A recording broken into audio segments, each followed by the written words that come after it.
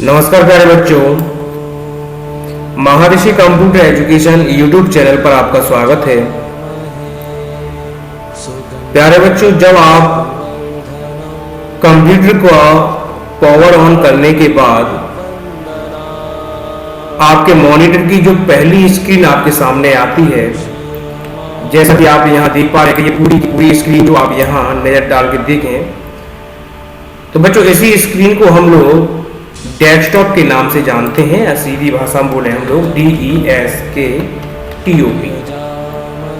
इसे आप डेस्कटॉप बोलेंगे। और दोस्तों ये वो स्थान होता है कि जहां पर कंप्यूटर के जितना भी वर्क हम लोग करते हैं वो सारा का सारा हमें डेस्कटॉप पर दिखाई देता है।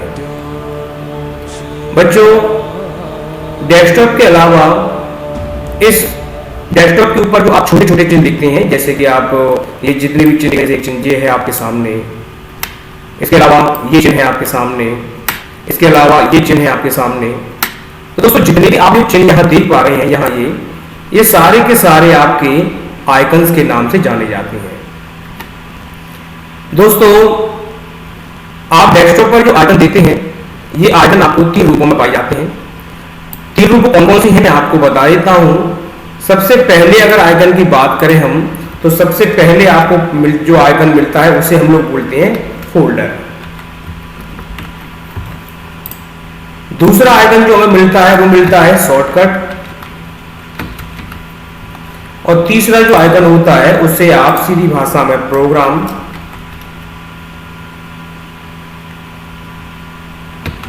के नाम से भी जानते हैं। अब ये तीनों आइकन्स हम डेस्कटॉप पर कैसे बनाते हैं और कैसे ये आइकन हमारे डेस्कटॉप पर डिस्प्ले होते हैं, इन्हें मैं आपको आगे वीडियो में बताने वाला हूं। इससे पहले मैं कुछ कंपोनेंट्स में आपको यहाँ जो समझाना चाहता हूं वो आप यहाँ समझ लीजिए। इसके अलावा दोस्तों आप डेस्कटॉप के बॉटम साइड में, मैं बात कर रहा हूँ नीचे की साइड में, ये पट्टी आप ये देख पा रहे हैं।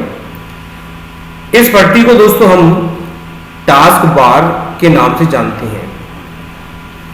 बच्चों इस टास्क बार का मेन काम ये होता है कि अगर आप कंप्यूटर के अंदर किसी भी प्रोग्राम को रन कर देते हैं, मान लीजिए कि मैंने यहां पर किसी एक प्रोग्राम को मैंने ओपन कर दिया, तो उस प्रोग्राम की लिस्ट या कंप्यूटर में जितने भी प्रोग्राम हम लोग प्ले करते हैं या रन करते हैं उनकी लिस्ट आपको यहाँ टास्क बार पर दिखाई देने लगी। जैसा कि आप यहाँ देख पा रहे हैं कि यहाँ आप जो लिस्ट आप देख रहे हैं ये आपको यहाँ पर दिखाई देने लगी। तो दोस्तों टास्क बार का मेन काम यही होता है कि आप किसी भी प्रोग्राम को बड़ी आसानी से टास्क बार पर देख सकते हैं। इसके अलावा दोस्तों टास्क बार के अगर आप लेफ्ट साइड में चेक करें, यहां पर इस हिस्से की मैं बात कर रहा हूं, तो इस वाले हिस्से को हम दोस्तों system tray, hidden icons, date and time, notifications area आदि कई नामों से इसको जाना जाता है। इसके बाद दोस्तों जब आप टास्क बार के लेफ्ट साइड में देखेंगे, यहां पर आप देख रहे हैं ये आपको एक छोटा सा आइकन दिखाई दे रहा है, इसे हम लोग बोलते हैं स्टार्ट मेनू। ये वो जगह होती है बच्चों कि जहां पर आप कंप्यूटर के सारे प्रोग्राम्स को रन करते हैं या प्ले करते हैं, आप यहां देख पा रहे होंगे। दोस्तों के अलावा टास्क बार के ऊपर आपको कुछ और भी चीजें नजर आती हैं, जैसे कि आप यहाँ देख पा रहे हैं ये वाला हिस्सा जिसे आप सर्च बॉक्स भी बोलते हैं। तो मैं आपको बताना चाहूंगा कि विंडो 10 के अंदर इसे कॉर्टरोना के नाम से जाना जाता है। और इसके अलावा छोटे छोटे आइकन जो आप देख पा रहे होंगे, यहाँ पर मैं आपको दिखा देता हूँ। जैसा कि ये आइकन्स आप देख रहे हैं, इन आइकन्स को बोला जाता है क्विक लंच आइकन्स। जो अपने कंप्यूटर में प्रोग्राम बार बार यूज में आते हैं तो उन्हें बार बार आपको स्टार्ट मेनू पर क्लिक करके खोलने की आवश्यकता नहीं पड़ती है। आप डायरेक्ट यहां से क्लिक करके किसी भी प्रोग्राम को आसानी से ओपन कर सकते हैं। मान लीजिए कि मुझे यहां पर जैसे किसी इस प्रोग्राम को खोलने के लिए पहले स्टार्ट मेनू जाना होता है, उसके बाद फिर मैं ऑल एप्स के अंदर जाऊंगा, फिर उस प्रोग्राम को यहाँ सर्च करूंगा, तब जाकर के इसको ओपन करूंगा। अगर मैं इनमें से किसी प्रोग्राम को अगर टास्क बार पर ले आता हूं तो मैं उस पर सीधा डायरेक्ट क्लिक करके उसे अपने यूज में ले सकता हूं। दोस्तों ये डेस्कटॉप के बारे में मैंने आपको बताया था। अब बारी आती है कि हमें अगर डेस्कटॉप पर नया फोल्डर बनाना हो तो क्या करना होता है। प्यारे बच्चों, खाली डेस्कटॉप पर जब आप माउस का राइट बटन दबाएंगे तो एक मेनू आपके सामने खुल के आएगा और इस मेनू के अंदर आप जाएंगे जिसको बोलते हैं हम लोग न्यू। आप यहां देख पा रहे हैं न्यू पर जाकर आप जैसे ही क्लिक करेंगे तो यहां आपको मैं दिखा दूं जो न्यू ऑप्शन जो आप देख पा रहे हैं ये आपको सीधा यहां जाकर क्लिक करना है। जब आप न्यू पर क्लिक करेंगे और न्यू पर क्लिक करने के बाद आप अगली लिस्ट देखेंगे, उस न्यू के अंदर जो अगली लिस्ट आपको दिखाई देगी वो आती है आपकी फोल्डर या शॉर्टकट बनाने की। यहां आप देख पा रहे होंगे यहाँ एक ऑप्शन आपको दिख रहा है फोल्डर। अगर मैं यहाँ क्लिक कर दूंगा तो आप डेस्कटॉप पर नया फोल्डर बना सकते हैं। और अगर यहाँ जितने भी प्रोग्राम्स आप देख रहे हैं ये भी प्रोग्राम होते हैं जो कंप्यूटर में हमारे पहले से मौजूद होते हैं और जिन्हें आप यूज में ले सकते हैं। तो मुझे यहाँ पर नया फोल्डर बनाना है, तो नया फोल्डर बनाने के लिए मैंने खाली डेस्कटॉप पर माउस का राइट बटन दबाया, न्यू पर क्लिक किया और यहाँ फोल्डर पर जाके क्लिक कर दिया। बच्चों याद रखना कि जब आप फोल्डर पहली बार बनाते हैं तो आपको उस फोल्डर को कोई ना कोई एक नाम देना होता है।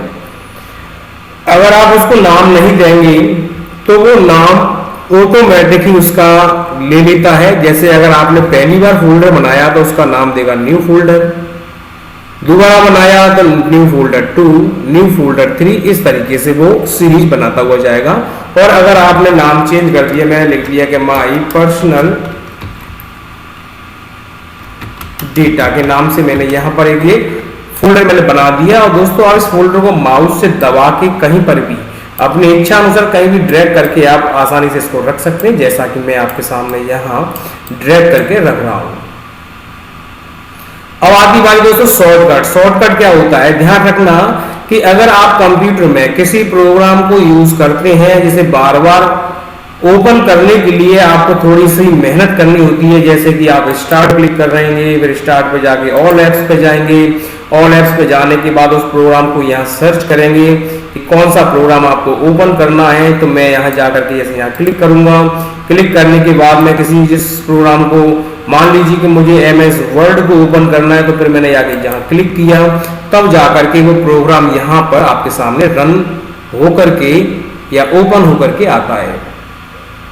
अगर मैं इस प्रोग्राम को खोलने के लिए इतनी लंबी प्रोसेस नहीं अपनाना चाहता तो मैं इस प्रोग्राम को डायरेक्ट खोलने के लिए यहाँ डेस्कटॉप पर उसका एक आइकन बना दूंगा। तो उस आइकन को ही हम बोलेंगे शॉर्टकट। अब आइकन कैसे बनाते हैं दोस्तों, आइकन बनाने के बहुत सारे या कई तरह के स्टेप हैं। तो मैं आपको सबसे पहला स्टेप बताता हूं कि आप खाली डेस्कटॉप पर माउस का राइट बटन दबाएं, न्यू पर क्लिक करें और यहां लिस्ट में आप जाके चेक करें कि माइक्रोसॉफ्ट वर्ड के नाम से यहां पर आपको प्रोग्राम दिखाई दे रहा है या नहीं दे रहा है। अगर आपको दिख रहा है दोस्तों, जैसे कि आपको मैं यहाँ बता दूं कि माइक्रोसॉफ्ट वर्ड के नाम से शॉर्टकट बनाने के लिए यहाँ पर आपको ये आइकन दिख रहा है, तो आप सीधा बस इस पर क्लिक कर देंगे। तो मैंने यहाँ क्लिक किया तो वो आइकन यहाँ बन के आ गया। अब दोस्तों मैं जब स्टार्ट मेनू के अंदर जाकर के उसको खोल रहा था, अब मैं उस प्रोग्राम को यहाँ माउस का राइट बटन दबा के ओपन कर दूंगा। MS वर्ड को खोलने के लिए उसका शॉर्टकट बना दिया। अब मुझे इस प्रोग्राम को खोलने की लंबी प्रोसेस अपनाने की जरूरत नहीं कि स्टार्ट पर जाऊं फिर उसको खोलूं। अब कभी कभी बच्चों ऐसा भी हो सकता है कि आप किसी प्रोग्राम का शॉर्टकट बनाना चाहते हैं और वो न्यू के अंदर यहाँ आपको वो आइकन्स या शॉर्टकट आपको नहीं दिखाई दे रहा है। तो उसे बनाने के लिए आपको थोड़ी सी मेहनत करनी होगी। जैसे मान लीजिए आप स्टार्ट क्लिक करेंगे, ऑल एप्स में जाएंगे, इसके अंदर जाने के बाद आपको कोई प्रोग्राम का शॉर्टकट बनाना है। मान लीजिए मैं शॉर्टकट बनाना चाहता हूँ इस फोटोशॉप नाम के प्रोग्राम का, जो आप देख रहे हैं ऊपर से दूसरे नंबर की लिस्ट है। तो आप इस पर खाली डेस्कटॉप इस प्रोग्राम के ऊपर माउस का राइट बटन दबाइए और यहाँ आप देख रहे हैं यहाँ तो लिखा हुआ आ रहा है पिन टू स्टार्ट और pin to taskbar. Pin to start और टास्क बार मैं आपको समझाता हूं। अगर मैंने पिन टू टास्क कर दिया तो पिन टू टास्क पे क्लिक करते ही उस प्रोग्राम का शॉर्टकट बच्चों इस टास्क बार के नीचे बन के आपको यहां दिखाई देने लगेगा, जैसा कि आप यहां देख पा रहे हैं। मैं इस प्रोग्राम को यहां पर भी डायरेक्ट क्लिक करके ओपन कर सकता हूं, या मैं चाहता हूं कि स्टार्ट मेनू के अंदर मुझे ऊपर ही दिखाई दे तो आप ऑल ऐप्स के अंदर जाके फिर से माउस का राइट बटन दबाइए और इस बार आप इसको टास्क बार ना करके पिन टू स्टार्ट पर क्लिक कर दीजिए। तो दोस्तों यहाँ आप देख रहे होंगे, यहाँ पर आके ये प्रोग्राम आपका जुड़ जाता है, जहां पर क्लिक करके आप इसको डायरेक्ट ओपन कर सकते हैं। अगर आपको ये टास्क बार से हटाने हैं तो इस प्रोग्राम के ऊपर माउस का राइट बटन दबाएंगे और यहां लिखा मिलेगा unpin this program from taskbar, click कर दीजिएंगे, हट जाएगा। मैं इसे भी हटाना चाहता हूं, अनपिन कर दिया मैंने, इसको भी हटाना चाहता हूं, मैं इसको भी अनपिन कर दूंगा, इसे भी हटाना चाहता हूं तो इसको भी अनपिन कर दूंगा। तो आप टास्क पर चाहे तो प्रोग्राम रख सकते हैं और चाहे तो अनपिन भी उनको कर सकते हैं। तो ये शॉर्टकट बनाने के मैंने 2-3 तरीके आपको बता दिए हैं, बहुत ही आसानी से आप इसको बना सकते हैं। तो बच्चों मैंने अभी आपको टास्क बार से संबंधित और डेस्कटॉप संबंधित चीजें आपको बताई। अब दोस्तों मैं आपको एक चीज और बताना चाहूंगा कि आप कंप्यूटर को जब स्टार्ट करते हैं तो जिस प्रोग्राम के अंदर आप काम करते हैं, जैसा कि जो प्रोग्राम आप देख रहे हैं टास्क बार या जो स्क्रीन आदि जितनी भी आप देख रहे हैं, इस पूरे स्क्रीन और प्रोग्राम को हम विंडो के नाम से जानते हैं, विंडो WINDO। और बच्चों विंडो का पूरा नाम हम लोग माइक्रोसॉफ्ट विंडो बोलते हैं या शॉर्ट में इसको MS विंडो भी बोला जाता है, क्योंकि इस विंडो को बनाने वाली कंपनी का नाम माइक्रोसॉफ्ट कॉरपोरेशन थी, तो इसको हम लोग इसलिए माइक्रोसॉफ्ट विंडो भी बोलते हैं। अब इसके बाद बारी आती है बच्चों के, अगर आपको कभी जरूरत पड़ी कि हमें इस डेस्कटॉप के ऊपर अपना कोई फोटो लगाना है, चित्र लगाना है, तो इस डेस्कटॉप पर जो भी आप चित्र लगाते हैं इसे आकर्षक बनाने के लिए, उसे हम लोग बोलते हैं वॉलपेपर। अगर कभी आपको कोई फोटो आप अपने मोबाइल से खींच के लाते हैं और आपको लगता है कि मुझे उस फोटो को अपने पीसी के या कंप्यूटर के डेस्कटॉप पर लगाना है, तो बस आपको बच्चा करना इतना है कि अपने कंप्यूटर में उस चित्र के ऊपर जाएंगे। मान लीजिए एक चित्र मैं आपके सामने यहाँ ओपन कर रहा हूँ, ये चित्र आप देख पा रहे होंगे, मुझे ये डेस्कटॉप के ऊपर लगाना है, तो मैंने इसके ऊपर माउस का राइट बटन दबाया और यहाँ लिखा हुआ मिलेगा सेट एज डेस्कटॉप बैकग्राउंड। आप बस यहाँ एक बार क्लिक कर देंगे। क्लिक करने के बाद आप देखेंगे कि आपके डेस्कटॉप पर वो वॉलपेपर लग चुका है।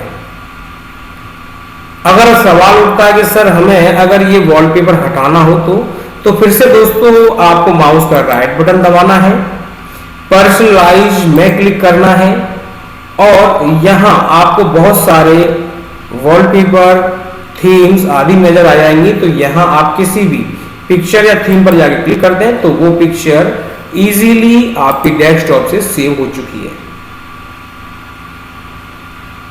तो प्यारे बच्चों मैंने अभी आपको जितना प्रोग्राम बताया वो अभी मैंने विंडो के मेन एलिमेंट्स आपको समझाए, जिसमें आपने समझा desktop, icons, task bar, wallpaper, new folder बनाना आदि को मैंने समझाया।